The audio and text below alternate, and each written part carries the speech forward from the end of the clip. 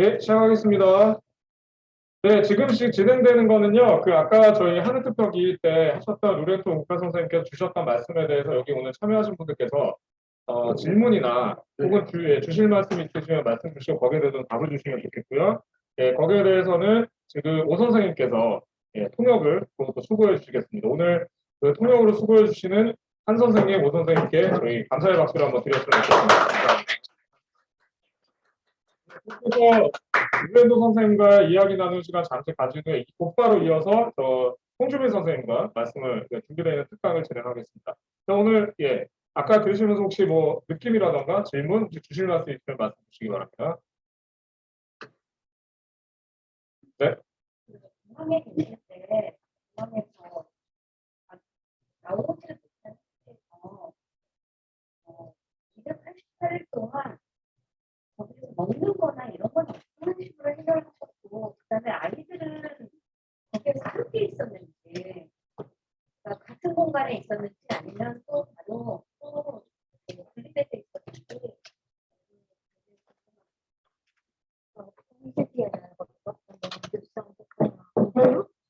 Qu'est-ce que vous avez mangé? Est-ce que vous étiez avec les enfants ou vous étiez séparés? Comment vous étiez à l'aéroport pendant si longtemps? Oui. Merci pour la question. 질문에 감사드립니다. Pendant tout ce temps, on est restés tous ensemble. 저희는 다 같이 있었어요. Et pour ce qui concerne le repas, la nourriture, malheureusement, on mangeait presque un plat répétitif jusqu'au jour.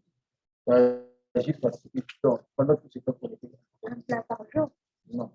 Donc, le plat que vous mangez aujourd'hui, c'est le même que vous allez manger demain, et tous les jours, c'est comme ça. 같은 음식을 280일 동안, 그러니까 뭐 이렇게 바꿔서 오늘은 이거 먹고 내일은 이거 먹고 그게 아니고 계속 같은 음식을 계속 연이어서 있었다. C'est presque tous les jours qu'on mangeait l'hamburger. 햄버거. Hamburger. 햄버거를 자, 그러면 지분이 됩니다. Est-ce que vous avez acheté vous-même ou c'était Gratuitement. On achetait par rapport aux aides qu'on recevait beaucoup plus 저희가 샀는데 아마 aux 도와주신 gens 것 같아요. 다른 분들의 도움으로 저희가 샀는데 어디서 이렇게 가져온 건 아니지만 그래서 햄버거를 계속적으로 먹었습니다. 저희가 모금해서 계속 봉투를 했고요. 그리고 이제 외국에 나가시는 분들이 싸가지고 거기 출국장 안에서 이분들한테 드리고 또 출국하고 그런 용도로. Il y a aussi 출국장 안에 함부로 못 들어가서 저도 이제 삿포로행 하나 티켓 끊어가지고 가가지고 한 6시간 정도 만나고 다시 나오고 이런 형태죠. 중국장의 식당이 햄버거 가게밖에 없었던 거 같아요. 할 수 있는 햄버거에 그게 있는데 굉장히 비싸죠. 굉장히 비싸서 돈 다 떨어져. 그리고 이제 이거 페메로다가 연락 오면 우리가 모금운동 해가지고 다시 전달하고. 아이들은 이제 아침에 찌개어라고 우유, 분유 이런 게 필요해가지고 그것도 이제 사다 놔두고. 정부에서는 일체 도움이 없었어요. 그러니까 거기서 이제 버틸 때까지 버티다가 빨리 나가라 이러고요. 근데 한 3번 정도 강제 출국을 시도를 당했는데 계속 버티고 있었기 때문에 남은 거지. 거기서 포기하고 나갔으면 그냥 안 굴러가서 이렇게 됐죠. 홍 선생님이 아마 자세한 얘기는 이따 홍 선생님 주실 거예요. 지금은 가족분들에게 궁금한 사항을 위주로 말씀해 주시면 될 것 같습니다. j'avais dit encore, il y a aussi le monsieur Thomas qui est venu sur le site. 미스터 토마님도 계속 오셔서 저희를 도와주셨어요. 목사님과 토마님과. 통환이도 뒤에 계신 선생님. 네. 통환님께도 감사해요. 다른 질문이나 궁금한 거 말씀 주시죠. 지금 아이 아이들이 지금 한국에서 학교를 다니고 있을 텐데요. 아무래도 문화도 다르고 언어적인 장벽도 있고 또 음식도 잘 맞지 않을 거고요. 근데 학교 생활이 굉장히 좀 어려울 것 같은데 어떤가요? Donc, rassurez de savoir la vie de l'école de vos enfants, la différence de la culture, de langue, de repas, nourriture, est-ce qu'ils vont bien ou ils vont comment? Oui, bon, je te dis, ça va très bien, bien qu'il y ait eu des difficultés au départ, mais il fallait s'adapter. On est 처음에는 maintenant, 좀 힘들었지만 예. 아주 좋다고 말할 수는 없지만 지금 적응 중입니다. ils ont adapté, ils sont beaucoup plus avec le repas coréen que les repas que nous mangeons africains. 지금 아프리카 음식보다 한국 음식을 더 많이 먹고 있어요. Et aujourd'hui, nous sommes vraiment séparés et ils mangent que la nourriture coréenne. 아, 아이들은 한국 음식 mélange. 먹고 제 생각에 부모님은 지금 아프리카 음식을 더 먹고 저희 지금 그래서 이렇게 섞어서 하고 있다고.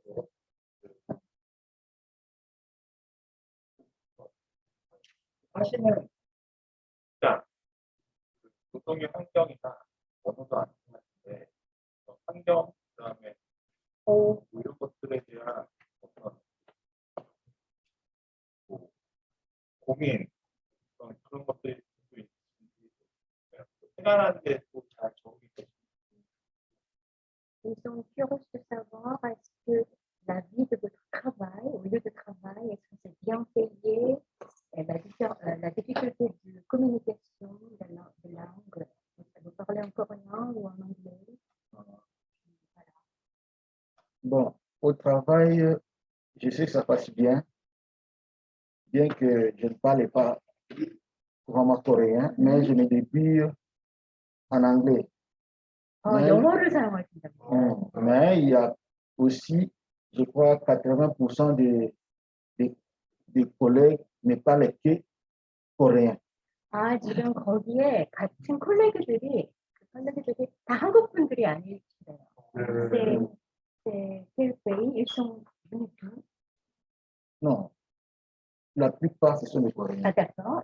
Et dans les Coréens, nous avons aussi des pays asiatiques qui sont là. 제가 거꾸로登録했습니다. 거의가 한국 분들이고요. 이상해서 다시 거의가 한국 분들이고 다른 아시아에서 온 분들 있는데 영어로 사용으로 괜찮다고 하십니다. 아 그렇군요. Donc, pour les pays, je ne sais pas c'est quoi la référence bien payée. 아, Je ne sais 제가 pas. 혹시 임금은 괜찮으시나요 했더니 비교를 할 수가 없어서 제가 좀 잘 받고 있는지 못 받고 있는지 잘 모르겠다고 말씀하셨어요. Mais ce que je gagne me permet de payer la maison et de vivre avec mes enfants. 그렇지만 하여튼 집세를 내고 아이들과 살고 있기 때문에 굉장히 행복하신 것 같아요.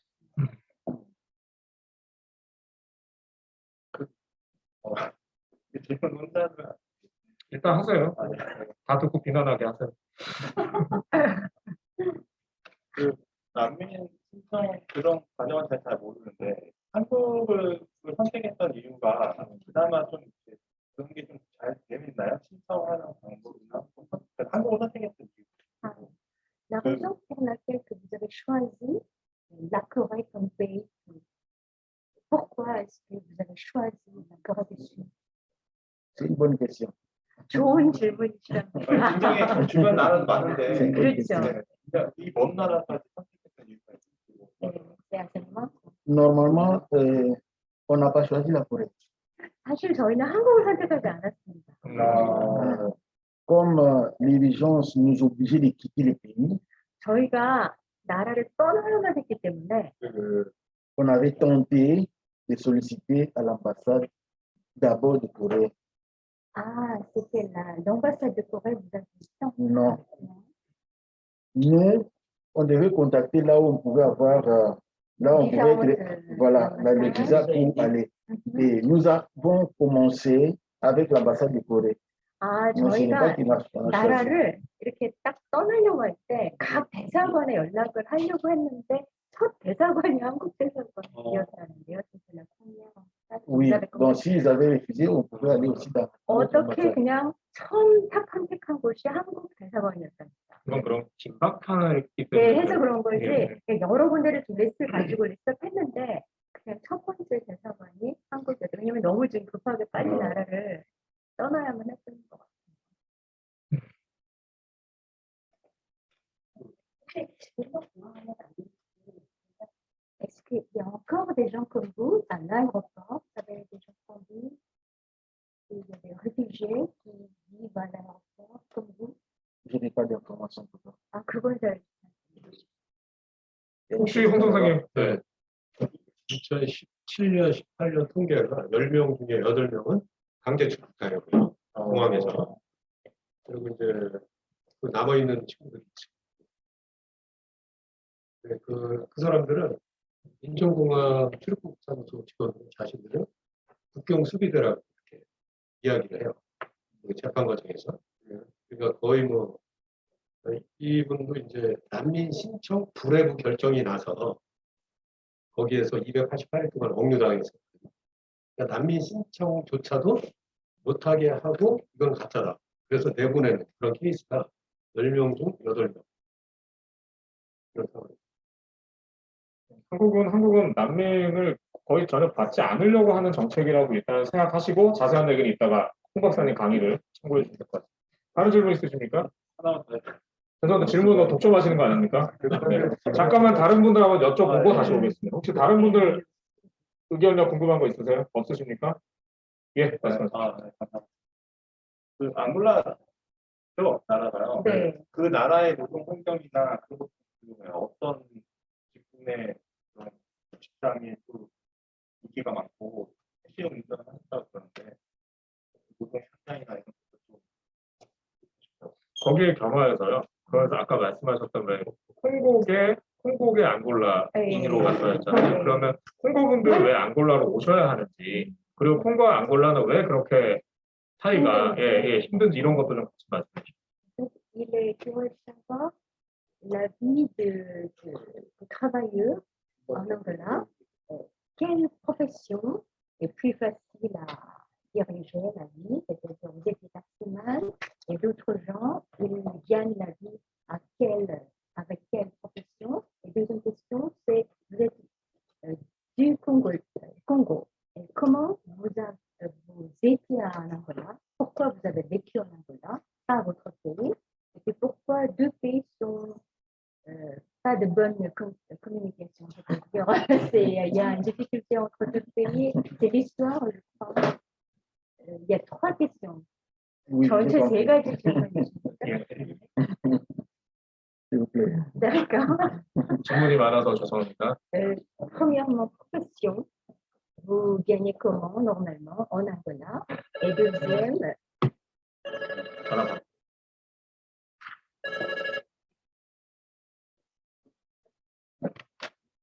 deuxième question, c'est pourquoi vous avez D'abord, vécu. la profession. La deuxième question, c'est pourquoi vous avez vécu en 자, 지금 Angola. 그 질문을 지금 통역 중이시고요. 혹시 이 외에 다른 질문 있으십니까? 없으시면 지금 또 이어질 강의가 있기 때문에 여기로 마무리하는 걸로 하겠습니다. 네. Bonne. Voilà, un peu ces questions. Ok. Merci de répondre. D'abord, pour la profession, nous avons presque toutes les professions en Angola. 아, 모든 직군이 있답니다. Oui. Oui.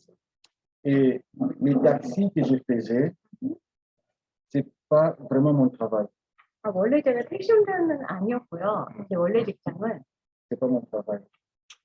J'étais travailleur effectif dans une société sur place en Angola, une société belge. 아, 저는 벨기에의 기업에서 일을 하고 있었습니다. 벨기에 쪽 기업, 근데 앙골라에서. Donc, j'étais un responsable chef dans la logistique. 아, 그 컴퓨터 쪽 로지스틱이니까 그렇겠죠? 로지스틱? information?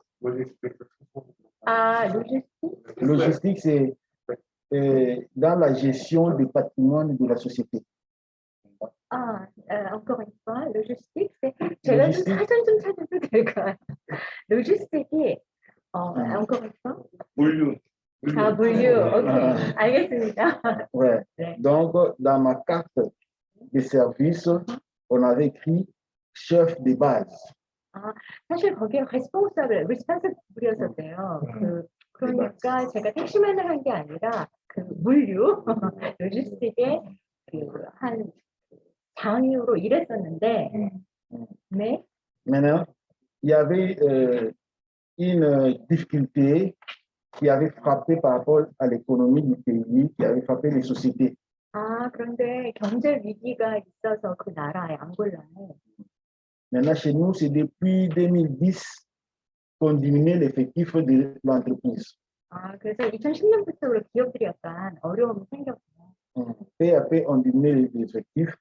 Et moi, mon tour, c'était le 19 juin 2018 qu'on m'avait aussi donné le fait de contrat. 2018? Oui. 2018년에 그래서 제가 그때부터 이제 있던 그 직장에서 나와야만 해서 그래서 택시 운전을 시작했어요. L'état maintenant de chercher un autre travail, comme je devais supporter la famille, je devais être occupé à un travail pour gagner le peu pour la survie de la famille. C'est comme ça que je faisais les taxis avec ma voiture. 그래서 택시를 다른 택시가 아니라 제 자동차를 가지고 택시를 한 거예요. Parce qu'il faut souligner, les taxis chez nous, ce n'est pas comme ici. C'est juste votre voiture privée. 저희 나라는 택시를 자기 자동차로 택시를 합니다. Avec ma propre voiture. Ouais. Et deuxième question, pourquoi vous étiez en Angola? Ok. C'est dans la question pourquoi j'étais en Angola ne peut pas être posée comme ça.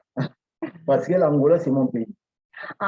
앙골라를 왜 사냐고 질문은 이상한 게 저 앙골라가 제 나라입니다. Donc, je vais répondre à cette question par rapport au troisième question. 근데 세 번째 질문을 하면서 두 번째랑 연결을 하겠습니다. 왜 앙골라와 콩고가 사이가 안 좋아요? Comme on peut savoir, l'Angola a passé plus de 30 ans de guerre. 앙골라가 30년 동안 전쟁이 있었는데, Et pendant tous ces 30 ans de guerre, il y a eu des immigrés qui sortaient des pays pour des pays, d'autres pays, beaucoup plus des pays limitrophes. 전쟁 동안 이렇게 그 시민들이 좀 이렇게 다른 곳으로 뿔뿔이 흩어지는 그런 일들이 있어서.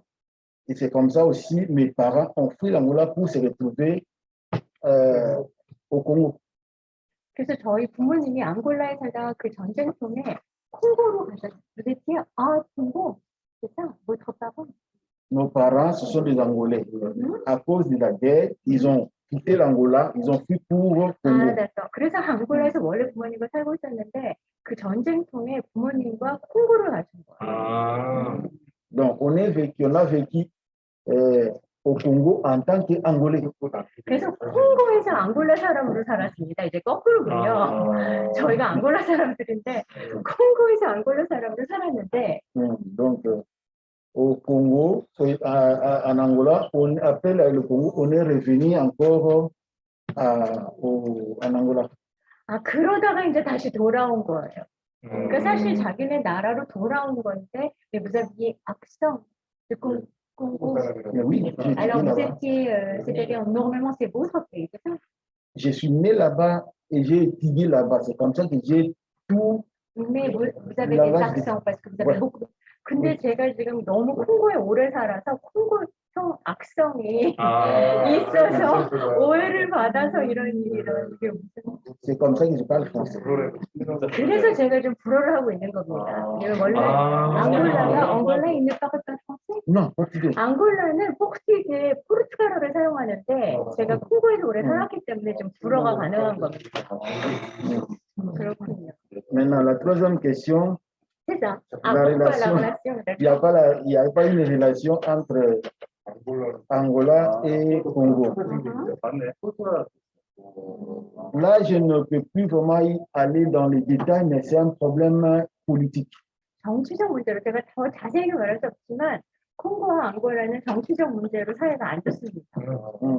Comme je peux donner un exemple, quand la Corée était ensemble, il y avait l'un qui voulait rester en place et l'autre ne voulait pas. Donc, les deux personnes-là qui s'est bagarrées. Et les pays qui sont limitrophes, ils aidaient l'un et non l'autre. C'est la même chose en Angola. Il y avait Savimpi et Eduardo Santos. Savimpi, c'est les rebelles. 아, 좀 그 말은 제가 사빈지라는 그러니까 좀 그 어떻게 정치적으로 문제가 있는지 한국도 그렇지 않습니까라고 좀 비교하시면서 그 앙골라와 그 부족 이름인지 아니면 정치인 이름인지 사실 제가 잘 모르겠어요. 사빈지와 누가 지금 그렇다는데 c'est le nom de politicien ou c'est Les noms, les 네, politiciens. 아 les 정치인이군요. rebelles. 저 좀 그냥 정치인. 개스했어요 사실. 정치인들의 문제로 너는 네 편이니 너는 내 편이니라는 문제가 있다고 아하. C'est un leader politique. 합니다. 정치적 문제. C'est un leader d'un parti politique. Et maintenant, le président qui était en place, c'est José Eduardo Santos. 산토스라는 사람의 편도 있고요. 요 이제 여기까지 제가 더 이해를 못하겠어요. Et 아 찾고 계시군요. 고맙습니다. il a 제가 quitté. 배경이 없어서 네, 지금 산토스가 현재 대통령이고, 산토스가 이거. 아니, 이해하고 있습니다. 이해하고 아, 있습니다. 고맙습니다. Maintenant, 자기를 권하고 les Congo donnaient sa force à Savimpi. 아 콩고가 사빈티한테 l'opposant. 그 이렇게 힘을 주었다고 하네요. 콩고가 사빈티한테. C'est là où est né maintenant le conflit entre les deux pays. 아 그래서 콩고가 사빈한테 힘을 주니까 두 나라가 좀 사이가 안 좋아졌답니다. 한 정치인에게 힘을 실어줬기 때문에. D'ailleurs, j'allais peut-être évoquer encore une chose. Quand j'ai connu ces problèmes, le premier pays où je devais fuir, c'était au Congo. 원래 이 일이 일어났을 때 제가 원래 도망가야 될 나라는 콩고였습니다. 콩고에서 오셨습니다. Mais dans cette période, il y avait un mouvement où on expulsait maintenant les Congolais. 콩고에서 le pays de Congo. Non, l'Angola 아, d'accord. expulsait les Congolais. 아, 그래서 제가 콩고로 갔어야 하고 또 앙골라에서는 콩고 사람들을 막 이렇게 내쫓는 그런 좀 운동이 일어나던 때였다고 합니다. Et c'est un moment que je ne pouvais pas risquer d'aller encore là-bas.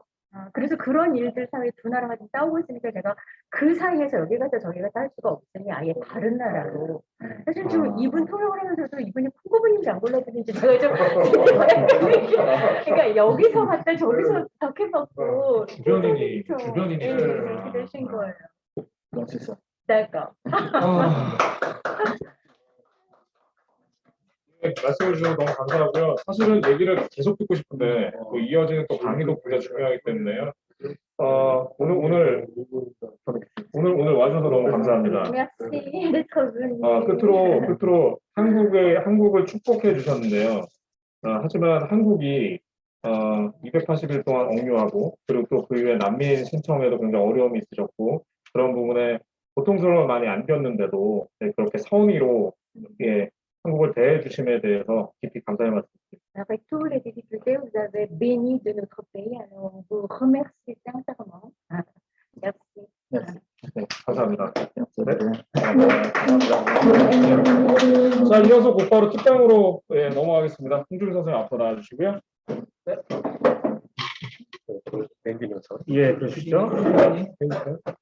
그럼 마이크 띄워가지고 빨리 달아주세요.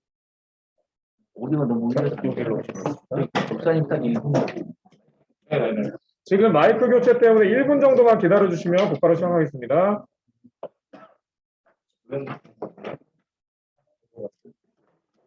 자세를 줌으로 하고 어디야?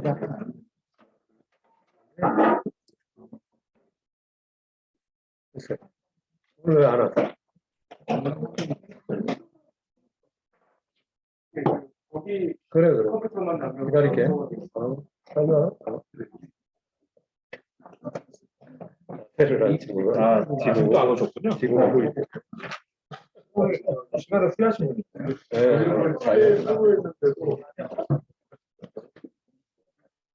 몇 칸이에요? 몇 칸.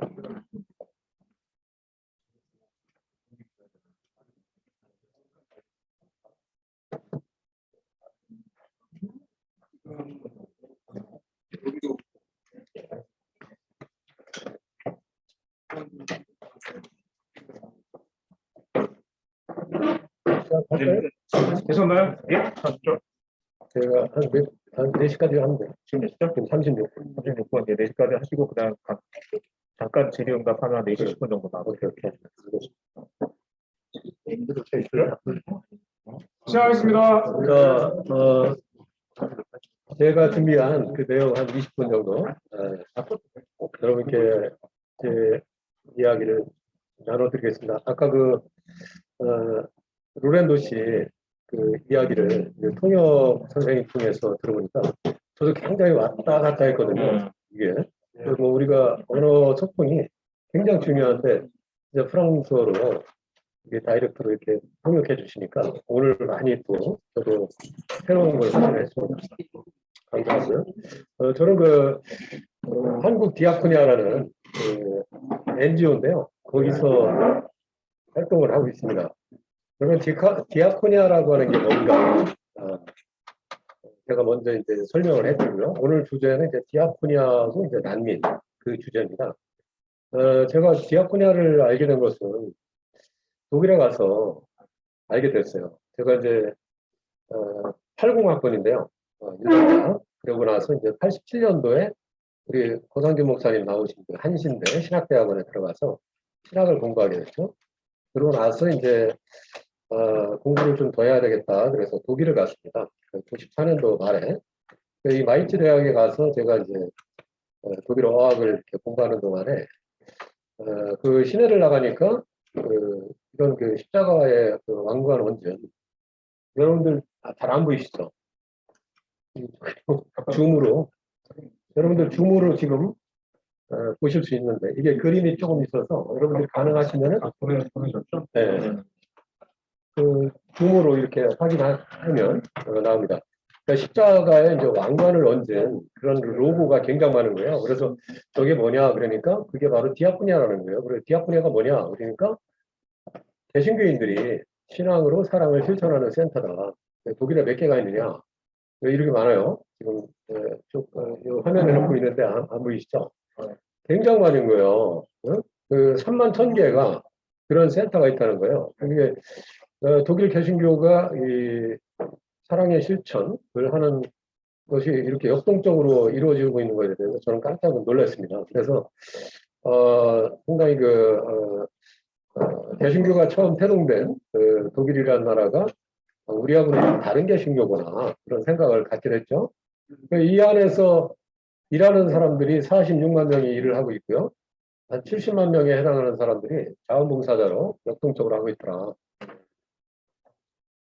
자, 청소년들, 노인들, 특수상황, 장애인, 난민, 가족, 병원, 뭐 이런 굉장히 그 한 사회에서 핸디캡이 있는 어려운 사람들을 위해서 기독교인들이 이렇게 열심히 하고 있는 거에 대해서 충격을 받았습니다. 근데 또 하나 이제 충격을 받은 것은 이러한 것들을 이제 이론화한 거, 그것이 디아코니아 학이라는 게 있더라고요. 그거는 어디서 공부하느냐 그러니까 하이델베르크 가요.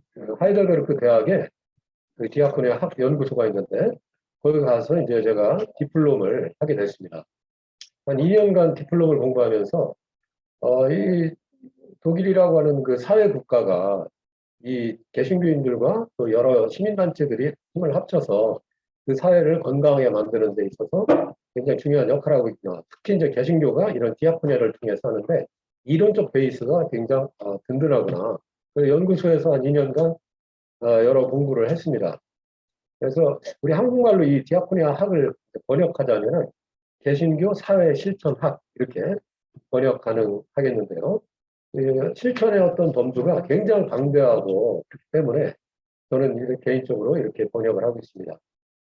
자, 이 만화를 한번 여러분 보시면 이거는 상징인데요. 뭐 같습니까? 자, 어떤 분이 새 모이를 주고 있습니다.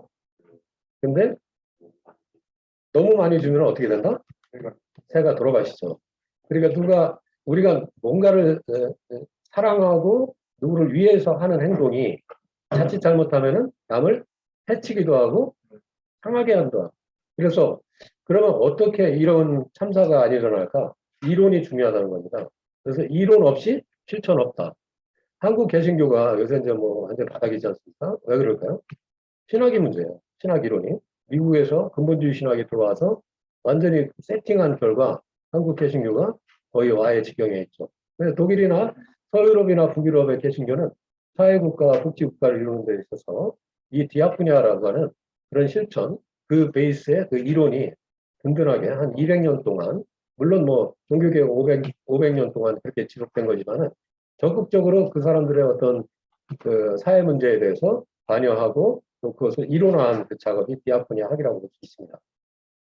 우선 그 디아코니아 그 단어는 헬라어입니다. 여러분들 성서에 보면은 신약 성서가 이제 헬라어로 쓰였잖아요.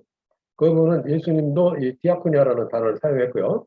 디아코니아는 섬김, 시중등 이런 뜻이고 디아코네이는 섬기다, 시중들다.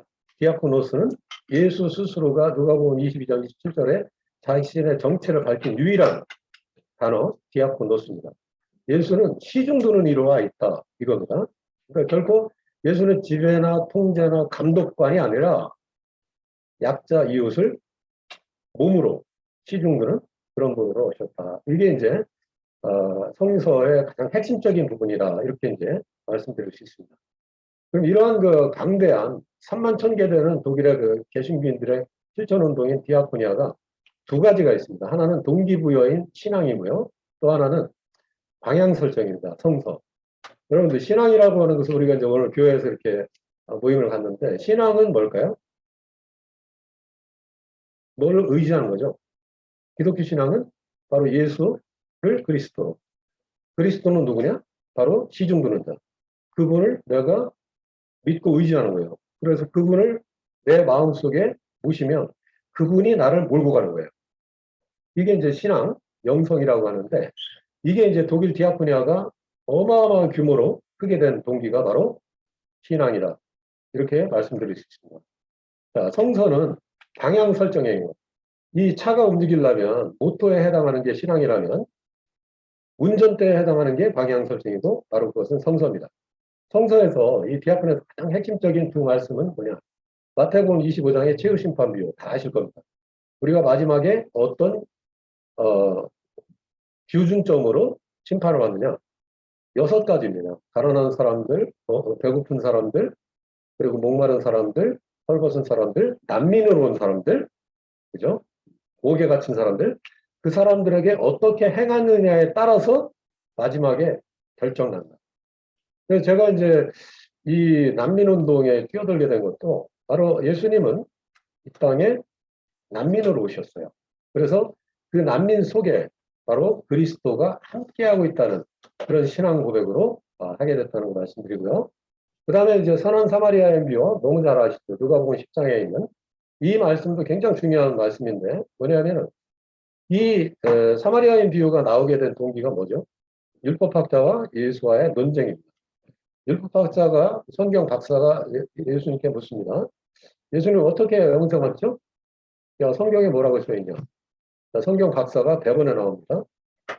하나님을 열심히 사랑하고 이웃을 내 몸처럼 사랑해라. 딱 두 가지를 대답을 하니까 예수님이 뭐라고 했죠? 그렇게 해라. 그러면 너는 영생 얻는다 이거죠. 여기서 우리가 팩트 체크가 들어가야 돼요.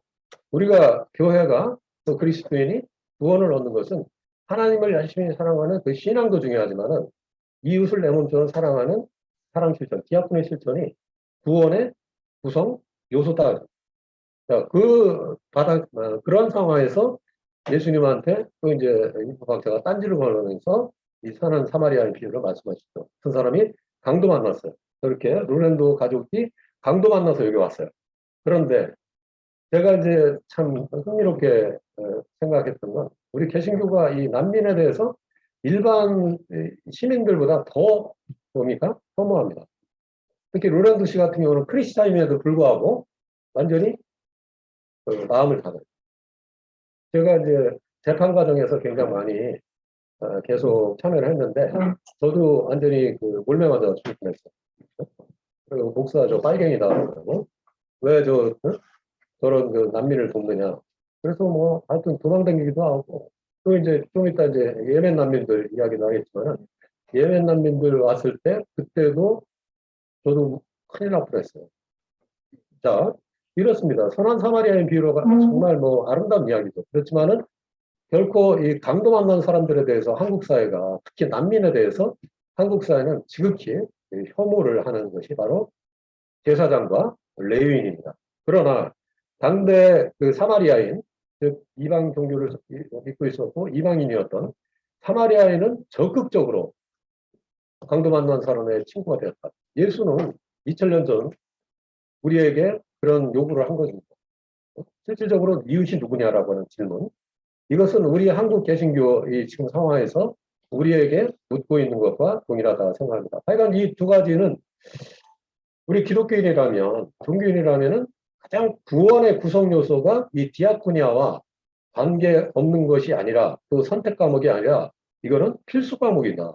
그러나 한국교회는 강단에서 이런 얘기는 안 하죠. 오직 믿음, 하나님 사랑, 신앙, 그런 반쪽알이라 생각합니다. 그래서 저는 한국 개신교는 유사 개신교다. 이렇게 이제 그래도 쓰고 있습니다. 자, 이게 이제 고흐가 그린 그 선한 사마리아인 그림이고요. 그다음에 이건 마태복음 25장에 맞습니다. 자, 그런데 개신교라고 하는 것은 더더욱이 기독교 안에서 500년 전에 이제 새롭게 나온 개신교 분파는 더더욱이 이런 디아코니아에 대해서 굉장히 중요합니다. 그러니까 독일 개신교가 아까 말씀드린 대로 이 디아코니아라고 하는 교회의 본질이다. 이렇게 교회 헌법 1조 1항에 못을 받고 시작한 것은, 여러분 독일이란 나라도 1차, 2차 세계대전을 겪으면서 못된 짓 많이 했죠. 그리고 특히 교회가 못된 짓 많이 했습니다.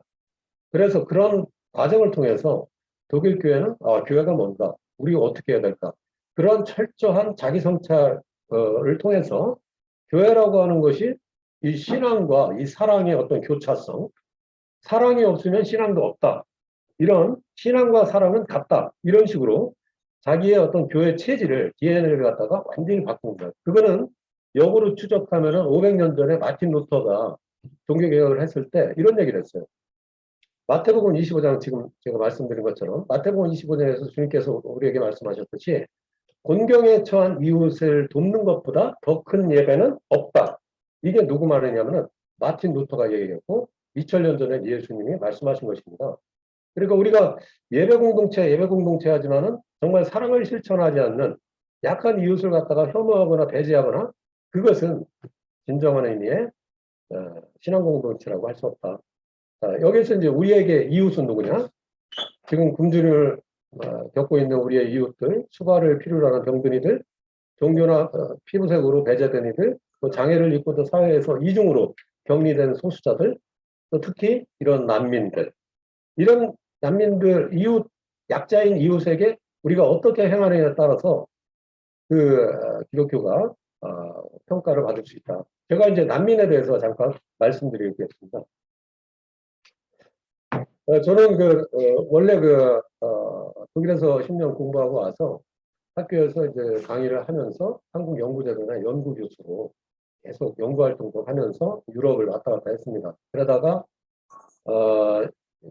민관협력 시스템을 제가 알아야 되겠다 그래서 서울과 성남에서 서울시 외국인 센터하고 성남시 외국인 주민센터, 그때 이제 박원순 시장과 이재명 시장이 있을 때 민관협력 시스템에 제가 들어가서 일을 한 이유는 독일 디아코니아가 31,000개가 다 민관협력입니다. 그래서 한국에서 제가 디아콘 운동을 하기 위해서는 한국의 이제 민관협력을 좀 파악해봐야 되겠다 그래서 들어갔는데, 제가 내린 결론은 한 4년간 내린 결론은 한국의 민관협력은 없다. 민은 민대로, 관은 관대로, 관은 관대로 갑질하려고 그러고 민은 민대로 전문성도 없으면서 그냥 위탁금 받으려고 하는 처참한 걸 거기서 많이 발견했어요. 그리고 결국은 제가 거기서 징계위원회 해고되고 싸우고 이러다가 2015년에 나와서 NGO를 만들어서 한국 디아코니아를 만들었죠. 그리고 나서 이제 있다가 보니까 제가 이제 민관협력이 있을 때는 이 난민이라든지 이 미등록 이주노동자들, 또 불법이라고 하는 그 사람들은 관여해도 안 되고 관여할 수도 없어요. 왜냐하면 정부하고 관계돼 있으니까. 그런데 NGO로 제가 이제 프리하게 있으면서 보니까 2018년 5월에 예멘에서 온 친구들이 이제 제주도에 왔는데 이 친구들이 한 500명이 제주도에 왔는데 정부에서 조처가 뭐였냐? 두 가지입니다. 하나는 출도 금지 명령. 이게 뭐냐면은 저도 처음에 몰랐어요. 이게 무슨 얘기인지. 섬 바깥으로 나가지 마. 이거다. 그래서 가두리 양식장처럼 예멘 500명 아이들을 갖다가 다 가둬놓은 거예요. 제주도에. 또 하나는 뭐냐. 지금까지는 예멘인들이 그 제주도에 무비자 입국을 할 수 있었는데 그걸 못 들어오게 만든 거예요. 그래서 이제 뉴스에 이렇게 나오는데 이게 뭐지? 했는데 결국은 정부도 그리고 당시에 원희룡이 지사를 하고 있었는데 원희룡도 그 남을 나라하고 정부도 남을 나라하고 서로 이제 핑퐁 게임을 하고 있는 거죠. 그래서 이게 계속 지속이 되다 보니까 들려오는 소문이 이제 예멘 친구들이 뭐 노숙을 했다니까 이런 얘기를 하는 거예요. 그래서 제가 6월 21일 날 2018년 제가 그때부터 난민 디아코니아라는 그 페이스북에 프로젝트를 시작을 했는데 다 굶고 있다는 거예요. 그래서 한 끼에 5,000원, 1,000끼 운동을 해서 500만 원을 이제 모금을 해서 일주일 후에 닷새 만에 꽉 차가지고 제주도를 내려갔습니다. 그래서 이제 디아코니아 운동을 시작을 했는데요. 우선 제가 이제 거기에 이제 예멘이라는 나라가 당시에 어디에 붙어 있는지도 모르고 그 예멘 사태도 잘 몰랐는데 독일 TLB 다큐멘터리 50분 영상이 이제 프랑스 기자가 가서 찍은 건데 독일 정규 텔레비에서 그 나온 지상의 지옥 예멘이라는 프로그램을 보면서 제가 심장이 정지가 됐어요. 그 내용은 뭐냐면은 나라 전체가 순식간에 아웃이 된 거예요. 완전히 그 스톱. 수많은 사람들이 굶어 죽어가고 콜레라 걸려서 아사의 콜레라에 죽어가고 젊은 애들은 막 끌려당기고 이거 완전히 지옥이에요. 그래서 유엔에서도 100년간 이런 지옥이 없었다 할 정도로 그런데 그렇게 해서 여기에 이제 500명의 젊은 애들이 왔는데 한국 정부는 또 지자체는 나몰라라고 했죠. 그래서 뛰어들 수밖에 없었고 당시에 이제 시민사회도 그렇고 외국인 센터나 이런 데서도 그렇게 이제 그 난민 문제에 대해서 관심이 그렇게 크지 않았습니다. 오히려 적대적인. 그래서 오히려 이제 더 이제 열심히 하게 됐고요. 그러고 나서는 이제 뭐 청와대에 한 3개월 동안 그 청원 71만 명이 예멘 난민들 내쫓으라 그런 게 계속되고 개신교가 이제 네 부류로 분류가 됐는데 하나는 무관심, 하나는 혐오, 하나는 전도, 개종. 그러니까 그 아랍에 갔던 그 선교사들 출신들이 제주도에 이렇게 억류되었으니까 요때 개종을 시켜야 된다. 골든타임이다. 그래가지고 와가지고 뭐 바이블 스타디를 하고 뭐 난리를 치더라고요. 네 번째는 한국 디아코니아. 저희 같은 경우는 이미 이제 물에 빠졌는데 물에 빠진 사람을 건지는 게 문제다. 그래서 내가 결혼도 하고서 이제 신혼여행도 제주도를 못 간 사람인데 그해 여름에 제주도를 5번 왔다 갔다 했어요. 그러면서 이제 원희룡 지사도 만나서 뭐라고 그랬냐면은 폐교 하나만 마련해달라. 그러면 우리가 시민들이 다 할 거다. 한국어도 가르치고 의료도 하고 근데 받아주지 않더라고. 표 떨어진다고. 적었죠. 하여간 그 난민이라고 하는 것은 우리 로렌도 씨처럼 인종의 문제, 또 다른 뭐 종교의 문제, 국적, 특정사회 집단의 구성원 신분, 또 정치적 견해로 박해를 받아서 그 나라에는 살 수 없기 때문에 선택의 여지가 없이 다른 나라로 이주하는 겁니다. 그래서 특히 이제 이주민과 이 난민과의 차이는 뭐냐면 이주민은 내가 선택을 해서 그래요. 공부를 하려고 경제적 목적으로. 난민은 선택의 여지가 없이 가방 하나 들고 온 친구. 그래서 그걸 우리가 좀 분간을 해야겠다. 그래서 예멘 난민들로 시작해서 그다음에 이제 그해 겨울에 만난 앙골라에서 온 루렌도 난민, 그다음 시리아, 또 다양한 이집트 난민 여러 형태의 그 난민들을 그때부터 이제 만나기 시작했고 그래서 이제 그 6개월 동안 있는 과정에 예멘 친구들이 어떤 대우를 받았냐면 이게 정부가 이제 원래 난민 신청을 하게 되면은 원래 43만 원씩 줘야 돼요. 6개월 동안 일을 못하니까. 근데 자기들의 책임을 방기하기 위해서 어떤 방법을 했냐면 한 달 반 만에 니들 일해 이렇게. 그러니까 제주도에서 일할 게 있습니다. 뭐배 타는 일이나 뭐 양식장에 양어가 밥 주는 거죠. 이 친구들이 완전히 공중에 등 뜬 거예요. 배 탔다가 뭐 열흘 있다가 나오면은 난민이 뭐 찬밥 더운밥 다 가리면서 손가락질하고 그리고 막 헤맸죠. 근데 그때 이제 한국 정부의 난민 정책이라는 거, 그 난민법이라고 하는 것이 진짜 난민을 보호하기 위한 법이 아니라 난민을 배제시키기 위한 법이구나. 정책 없다. 버티다 나가라. 아까 이제 룰랜도 씨 같은 경우도 거기서 280일 동안 버텨봐라. 그러니까 우리 시민사회가 의지가 없었으면 또 룰랜도 씨가 의지가 없었으면 그냥 다 포기되고 다 가는 거예요. 이게 이제 우리 한국의 난민의 실상이라는 거. 그리고 들어왔어도 이런 43만 원의 그 난민 지원금을 받은 사람들이 솔직히 예멘 친구들 중에 한 명도 없어요. 그러니까, 그리고 예멘 난민들이 전 세계적으로 가서 난민 인정률이 몇 명인지 아세요? 87%입니다. 87%. 근데 우리는 기껏 500명이 재워왔는데 달랑 2명. 그리고 412명은 인도적 체류 가자라는 그런 타이틀을 줬는데 그것도 뭐 1년마다 컨트롤 받으든지 여러 가지 제약이 많고 나머지 뭐 53명 인정 안 해줬고 그러니까 그러면서 이제 지금 이제 한국에 온 난민들이 1994년도부터 지금까지 한 6만 3천 명 정도의 누계로 난민이 들어와 있고 지금 여기 남아 있는 그 난민들 중에서는 난민 인정자가 1,000명밖에 안 돼요. 그리고 인도적 체류자가 한 2,000명. 나머지 한 3만 명은 뭔지 아세요? 난민 신청자. 그리고 나서 오늘 지금 오기로 했는데 예멘 난민이 그 친구도 그런 부르는데 뭐냐면은 결국은 단계를 밟다가 끝에 가서는 뭐냐면은 강제 출국 대상자입니다. 그런데 내쫓지는 못해. 왜? 한국이 유엔 난민 협약에 가입했으니까 강제로 출국 못해. 그럼 뭡니까? 여기서 계속 목을 조이는 거예요. 그래, 자진 출국.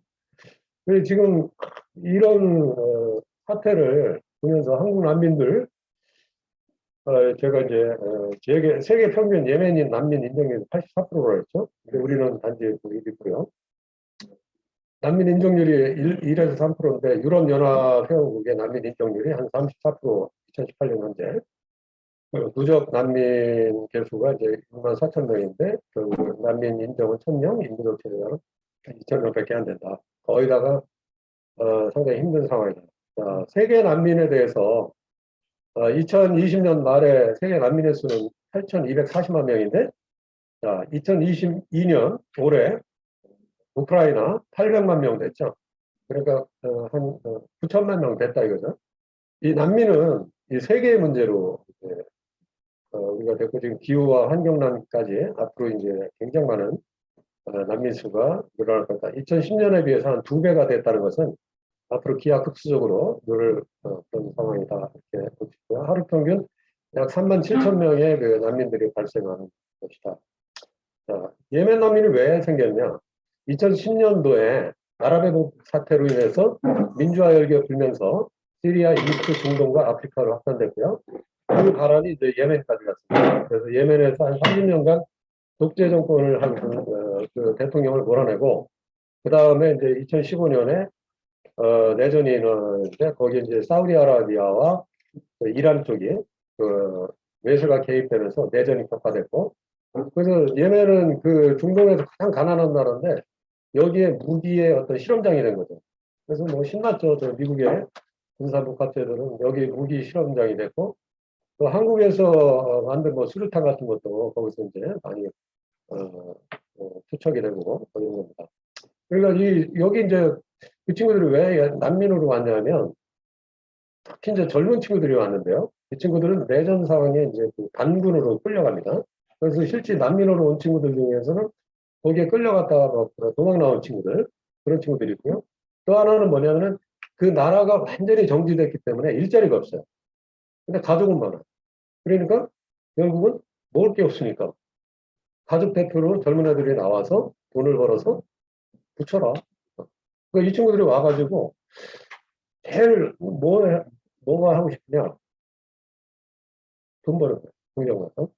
근데 이제 지금 이 친구들은 난민 인정도 못 받은 처지죠. 그러니까 비자 자체가 G1이라고 하는 건데 이거는 이제 기타 비자거든요. 그러니까 공장에 가면은 이게 뭐냐 하는 거예요.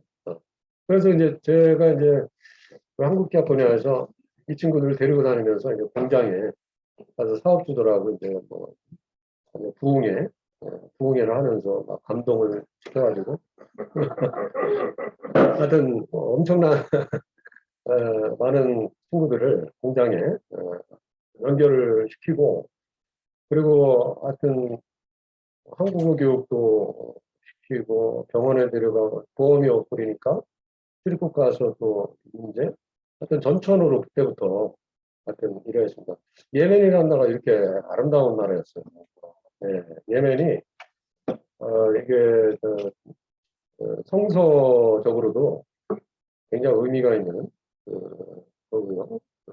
노아의 방주 진수식이 여기 있었다는 그런 전설도 있고 그리고 솔로몬과 같이 저기 했던 누구죠? 여인? 그렇죠. 스바요. 그분도 예멘 출신입니다. 그리고 이름이 뭐 이스마엘이라든지 성서의 이름 가진 친구들이 많아요. 그래서 스바야 왕이 이제 솔로몬 만나고 갔다 와서 그 나라가 유대교로 됐고요.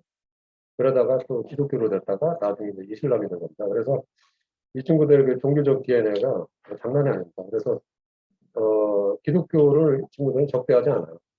왜냐면 고등학교 때까지 이 친구들이 기독교 예수님을 배운다는 거예요. 최고의 예언자다. 그런 식으로까지. 하여튼 문화유산이 아주 찬란하고, 커피도 이제 모카 커피가 거기서 나왔고, 하여튼, 근데 이런 나라가 됐어요. 아니, 숙대밭이 됐죠. 숙대밭이 됐습니다. 이렇게 완전히 폐허가 전쟁이 일어나면서, 아이들도 이제 총을 잡을 수밖에 없는 상태. 이게 제주도에 처음 왔을 때 제가 이제 만난 예멘 친구들입니다. 시골에 상점에 있고, 옷이 누더기 옷에다가, 참 너무 아이들이, 아들 같은 아이들이 그렇게 온 거에 대해서. 그래서 저희가 이제 이 친구들 노숙한다고 그래서 쉼터에 2층 침대 20개를 그때 가서 설치를 해주고 그렇게 했죠. 우리가 이제 오산에 쉼터를 만들었습니다. 10월 31일 날.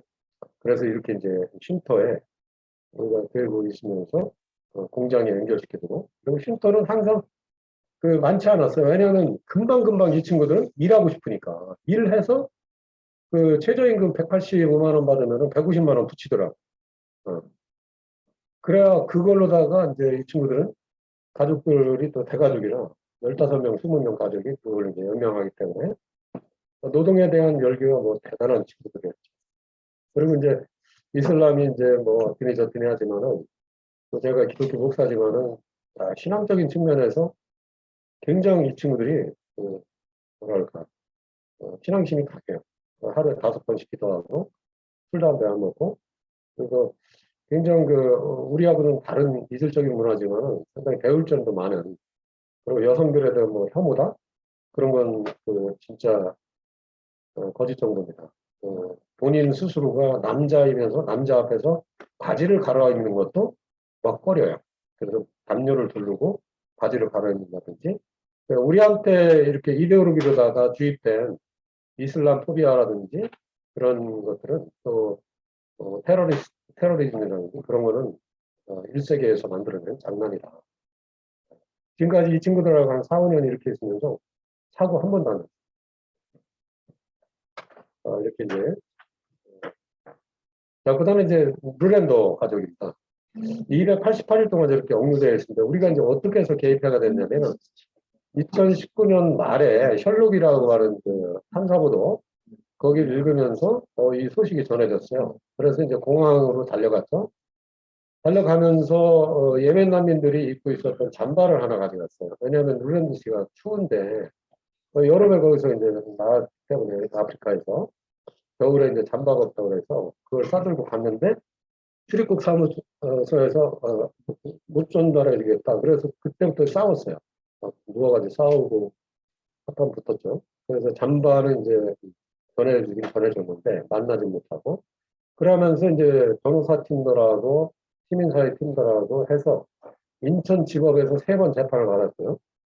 그리고 이제 서울 중앙지법에서 2번 받고 대법원까지 올라가서 결국 승소를 했는데 그 과정에 좀 기가 막힌 것을 우리가 이제 발견했습니다. 왜냐하면 인천에서 3번 이제 재판을 하는데 처음에는 우리가 이길 줄 알았어요.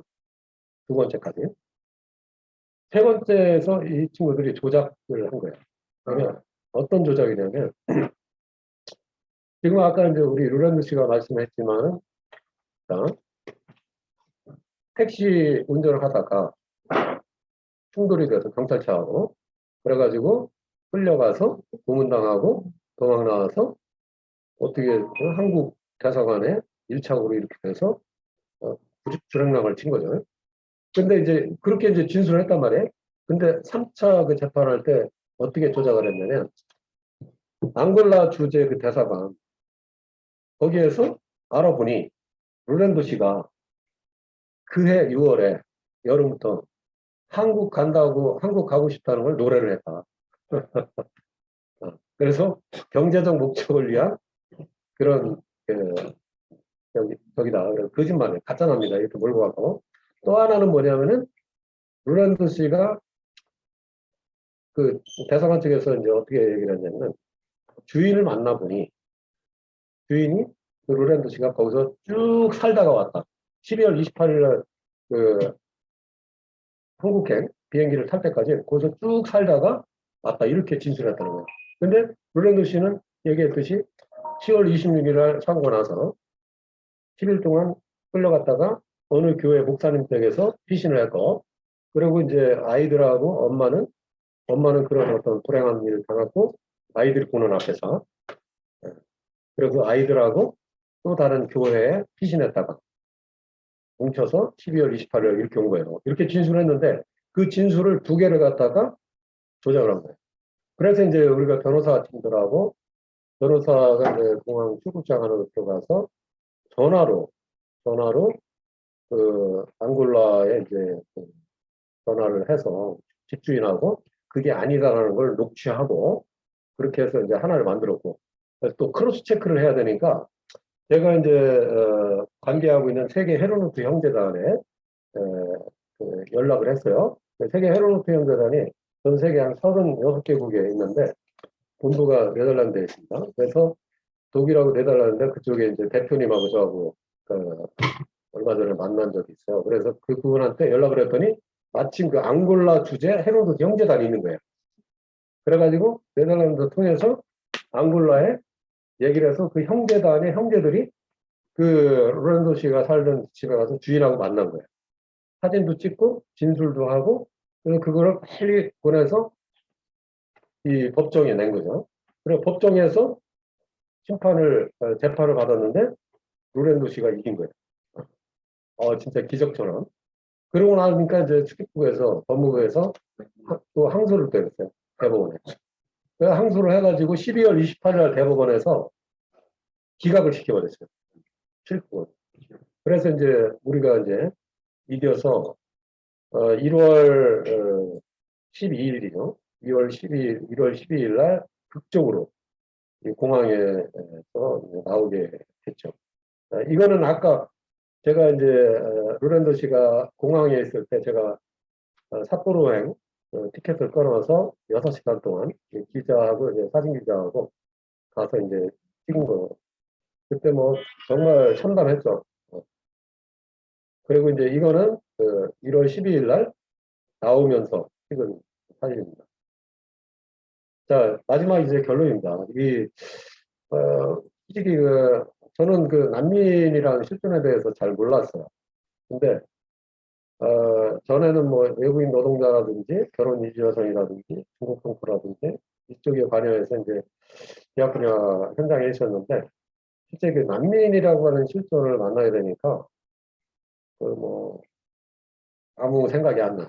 그냥 가슴이 정지되고, 이분도 참 굉장한 그 아픔을 있지만은 제가 이제 난민 쉼터를 하면서 2019년 5월 16일 날 수원에 또 사회적 기업으로 케밥집을 만들어서 난민들 이제 고용도 하고 난민들 그 기금 마련하기 위해서 지금 하고 있는데, 거기 케밥집이 이제 하나의 그 난민 센터가 됐어요.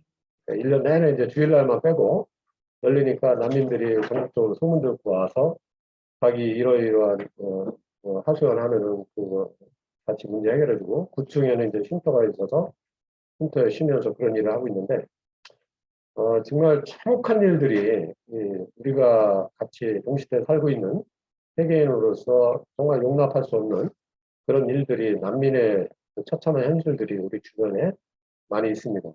그래서 정말 교회가 시민사회가 왜냐하면 국가는 관심 없으니까 국가는 지금 얼마나 한심한지 아세요? 2013년도에 이제 박근혜 정권 때 난민법이라고 만들었는데 이게 난민법이 난민보호법이 아니라 아까 말씀드렸듯이 난민배제법. 진짜 제도나 법이나 거의 뭐 재설계 해야 된다. 운영 프로세스 이런 것들도 1년 예산이 28억인데요. 난민 예산이. 22억이 한국 사람들 통역 비용으로 다 들어가고 있어요. 실제 그 난민들한테 지원해 줄 수 있는 돈 없어요. 지금 우리 그 롤란도 씨 같은 경우도 공항에 있을 때 288일 동안 있을 때 정부에서 빵 하나 주지 않았어요. 우리 시민사회가 이렇게 할 수밖에 없고 나와서 이제 가족은 이제 6이지 어디 들어가서 살 집이 필요한데 그것도 우리가 다 했어요. 그리고 난민 신청을 하고 6개월 동안 일을 못 하잖아요. 그거 어떻게 손가락 빨 수 있어. 우리가 또 지원해줬고 이게 뭔가 그러니까 룰랜도 씨 같은 경우는 이렇게 사회적으로 이목을 집중받기 때문에 그래도 조금 인데 그 외에 정말 비참하게 유령처럼 살아가고 있는 그 난민들이 굉장히 많이 있다. 전면적으로 이런 그 난민법이나 제도는 바꿔야 된다. 특히 이제 저는 이제 독일에서 공부하면서 아까 디아코니아 얘기도 했지만은 이 사회국가라고 하는 그런 시스템을 통해서 사회적 약자나 그 사회에 살고 있는 사람들이 최소한의 삶을 누구나가 다 외국인이든 난민이든 보장을 받을 수 있는 그 사회가 되었으면 좋겠다. 특히 2015년과 16년에 독일의 난민이 120만 명이 들어왔죠. 그거를 다 수용했어요. 어떻게 해서 그런 일이 발생했을까? 정치권에서는 앙겔라 메르켈 총리는 이거는 국가의 책무다 하면서 난민법을 또 난민 예산을 엄청나게 새롭게 했고요. 그리고 시민사회가 아까 디아코니아, 또 카톨릭 카리타스 그 여타의 시민사회가 이거는 우리가 정말 돌봐야 될 그런 사람들이라서 그 민관이 공이 같이 협력했기 때문에 그런 수많은 그 난민들을 아주 체계적으로 이렇게 보호를 할 수 있었다. 그러나 우리는 완전히 다시 발을 짜야 된다. 그 다음에 이제 두 번째로 제가 생각하는 것은 난민과 이주민은 차이가 있습니다. 그래서 한국에 외국인 주민 센터가 많아요. 그죠? 다문화 센터도 많고. 근데 거기에 이 난민들이 접근 가능성이 없어요. 특히 미등록 이주 노동자들, 불법이라고 해요. 그래서 우리가 교회가 정말 해야 될 일들은 마지막에 난민은 사회경제적으로 난민이나 이주민들이 들어오면 상당히 우리가 불이익을 당한다. 그게 아니라는 거죠. 2019년 노벨 경제학상을 받은 그 부부인데 이 사람들이 쓴 책을 힘든 시대를 위한 좋은 경제학을 보면 경제학자들이 또 그래요. 이주민이 들어오면 그 나라 경제가 부흥한다는 거예요. 왜냐하면 벌어서 그 지역에 쓰잖아. 그래서 이거는 우리가 난민에 대한 인식을 우리가 좀 많이 고쳐야 된다. 또 이주민에 대한 그렇게. 마지막으로 시민사회, 특히 교회는 타자를 위한 교회가 아니면 교회가 아니다. 즉 타자라고 하는 것은 약자인 이웃입니다. 그 이웃을 위해서 무언가 그 지역에서 존재해야 된다. 그래서 제가 마지막에 이제 그림 하나 설명하겠습니다. 지금 이게 물에 빠져 있습니다. 어떤 사람이. 근데 이 사람은 화가인데 큐브를 그리고 있어요. 그죠? 자, 이게 참 웃긴 얘기죠. 지금 머릿속에 지금 당장 어려움을 당한 사람에 대해서 그 사람의 고통은 뭘까? 고통의 고통은 뭘까? 고통의 고통은 뭘까? 이런 식으로 개념상 어떤 이웃에 대한 아픔. 그래서는 안 된다. 정말 이런 경우는 끼어들어서 끄잡아내야 주는 거. 이게 뭐냐? 디아코니아인 것입니다. 자, 제가 난민과 디아코니아에 대해서 이렇게 설명을 드렸는데요. 오늘 루란도 씨 가지고 정말 저도 너무 부끄럽고 좀 앞으로 어떻게 한국 사회에서 잘 버텨내고 살아야 되는데 우리 이웃들이 같이 함께 협력을 해서 함께 해야 되고요. 특히 제도적으로 이게 정부가 좀 좋은 정부가 됐었으면 했는데 더 어려운 고난의 행군을 강요받을 것 같아서 더 마음이 아픈데 앞으로 좋은 한국 사회 제도 개선도 좀 해 나가고 또 우리 이웃과의 관계에서 좀 같이 연대하고 공감하고 사랑하는 그런 공동체가 됐으면 좋겠다 이런 말씀을 드리면서 이상으로 마치겠습니다.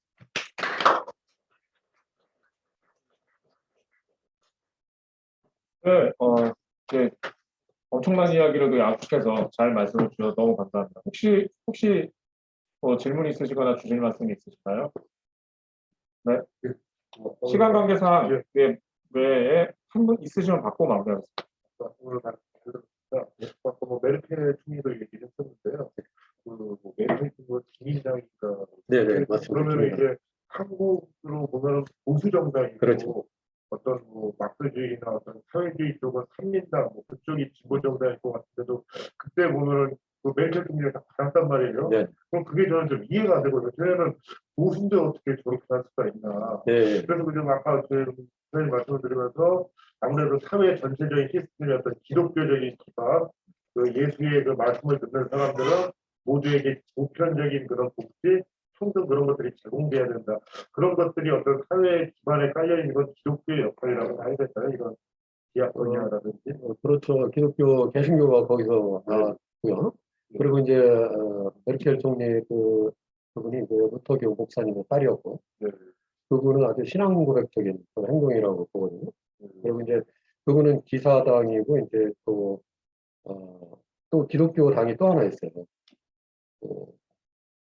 기민당이고 기사당.